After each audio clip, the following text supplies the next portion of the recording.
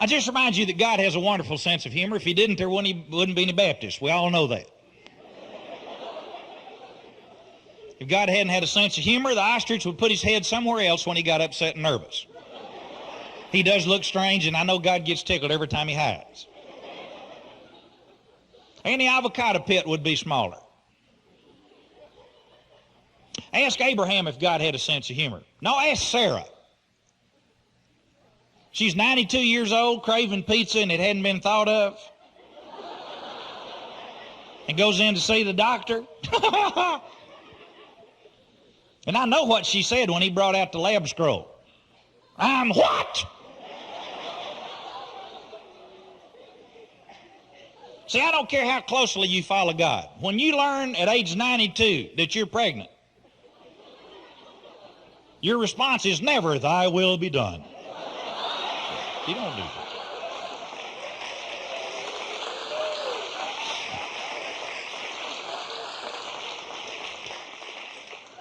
And they named the child Isaac.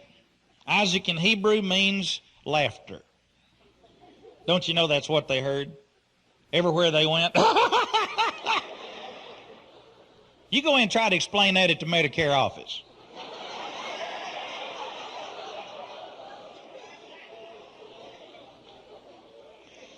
But how true it is that one of God's great gifts to us always at the end of our days is the gift of laughter.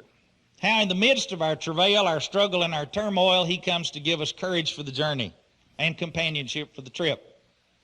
I have one problem with our folks like Mr. Jim Baker and a few others who get on television with whatever colored telephones they have and tell us that our faith in God will deliver us from chiggers.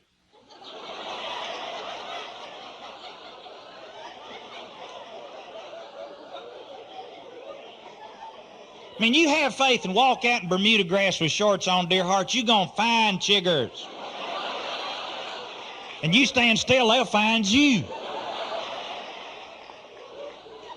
Chiggers and faith don't have anything to do with each other. And I don't believe a lot of other things and faith have a whole lot to do with each other. It rains on the just and on the unjust and not just on the just. Let's remember that.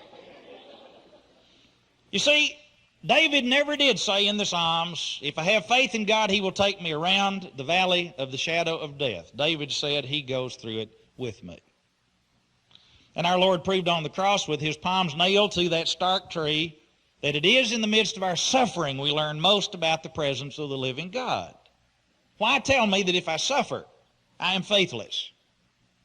Instead, teach me honestly what life teaches me. And God would share at his most honest moments with us. And that is that my faith in God is a resource for my struggles which will come to me. There will always be blights, and there will always be diseases, and there will always be problems, and it is the stalwart folks who learn in the midst of a painful journey to bear up with hope, to smile, to laugh, and to rejoice, who teach us the most about what it means to be his children. Give me that kind of disciple any day, and I will follow him wherever he leads. But do not make me think that because I have struggled, that I have no faith. And it was Job's comforters who kept saying to him, okay, Job, you can tell us now, what did you do? And Job said, though the skin worms destroy my body, yet I know in my flesh I will see God. I have not displeased him. And that is not why I have boils and sores. Boils and sores come to all of us, but the same oven that melts wax will harden clay. And I believe with all my heart that the faith in God that keeps my soul and your soul strong before him will bear us up in the midst of the journey and give us joy at the end of it. And his laughter comes to those who know that best. I found this verse once carved in barnwood in Gatlinburg, and I believe it as much as I do any psalm. And it says, laughter is the hand of God on the shoulder of a troubled world. I really do believe that. Does God have a sense of humor? Yes. If he doesn't, I'm in serious trouble. But because he does, I feel real comfortable. It's been a pleasure to have you with us tonight. If you'll let me slip down that side wall in just a second, I'll wait in the gift shop, visit with as many of you as want to for as long as you want to stay. I'm just real pleased that you've come. Bless you, and you can clap one more time because I am now officially through, and I'll see you in the gift shop. Thank you.